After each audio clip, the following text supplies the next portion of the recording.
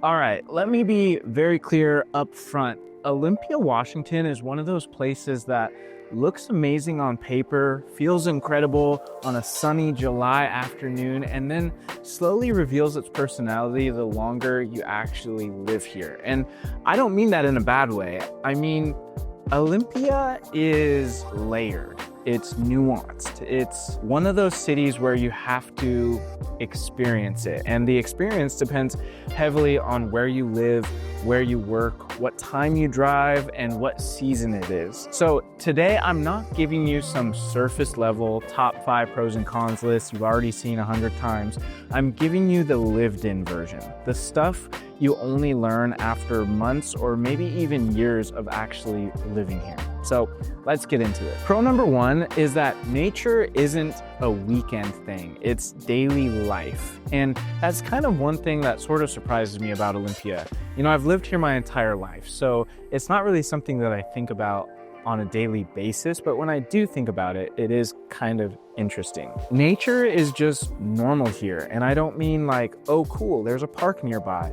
I mean, you'll be driving to the grocery store, stuck behind someone going 5 miles under the speed limit, you're mildly annoyed, and you look to your left and there's water, there's a mountain in the distance, there's trees everywhere, there's birds flying overhead, and you just kind of exhale.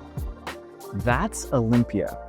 You're not planning nature time, it's just woven into your day. Capitol Lake isn't just a tourist thing, it's where people walk their dogs after work. Heritage Park isn't just a postcard, it's where people sit during lunch breaks. The waterfront isn't a destination, it's a backdrop. And over the last couple of years, the city has actually leaned into that just a little bit more. They've expanded trail connectivity, made pedestrian routes safer, they've added better lighting, smoother bike paths, not flashy projects, but practical ones, the kind that make you think, okay, someone actually thought about how people use this area. And right now in Olympia, you'll notice more people walking in the evening now and more families actually out and about and more just casual movement. That's a quality of life thing that's hard to quantify, but once you have it, it's hard to give it up. The first con that I'll talk about is the weather isn't just rain, it's also mood. Now let's talk about the part that people love to downplay. Yes, it rains here, but that's not the real issue. The real adjustment is the gray. There's stretches, especially late fall into early spring, where you'll go days, sometimes weeks, without seeing a real blue sky.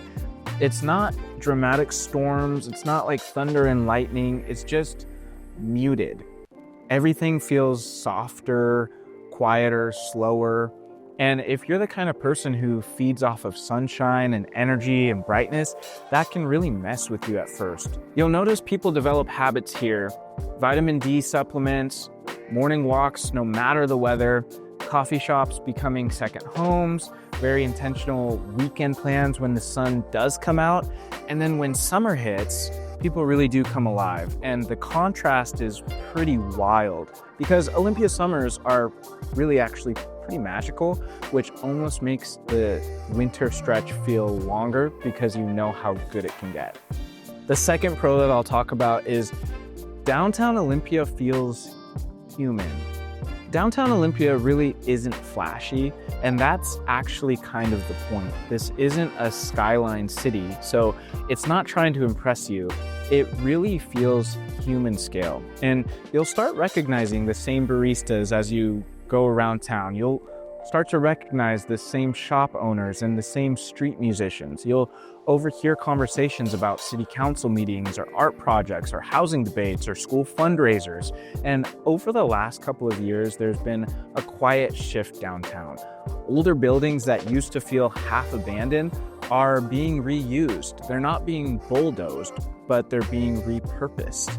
Studios, small offices, co-ops, creative spaces, all of that is downtown, and it feels really grassroots. And that matters because Olympia has always had a strong identity, artsy, politically engaged, community-oriented, and instead of losing that to big corporate development, it's mostly doubling down. It's not perfect, Some storefronts still struggle, some areas feel underutilized, but there's definitely intention here, and you don't feel like you're living in a place that forgot who it was. Another con of this area is that housing costs feel heavier than they used to, and this one hits people differently depending on when they arrived. If you've been here 10 to 15 years, Olympia feels expensive now. But if you're coming from Seattle or California, it kind of feels like a deal. But here's the truth. The middle ground is shrinking. Homes that used to be considered starter homes are no longer starter home priced. Rent has crept up quietly but consistently, and even when prices stabilize, competition hasn't disappeared. So what that means in real life is we have fewer impulse moves, more careful budgeting in this area, people are staying put longer, and renters are starting to feel squeezed between affordability and availability. It's not crisis level, but there is pressure here, and you feel it even in just your daily conversations. People talking about housing here happens a lot. It can be pretty expensive. Another pro of Olympia is that the location of Olympia is kind of a silent superpower. One thing you start to appreciate over time is how strategically placed Olympia is. You're not isolated, but you're also not swallowed by a mega metro.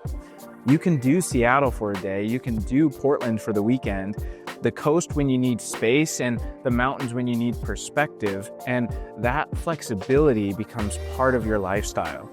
Olympia doesn't demand that it be everything, it just puts everything within reach. Another con of this area is that I-5 traffic is a mental game.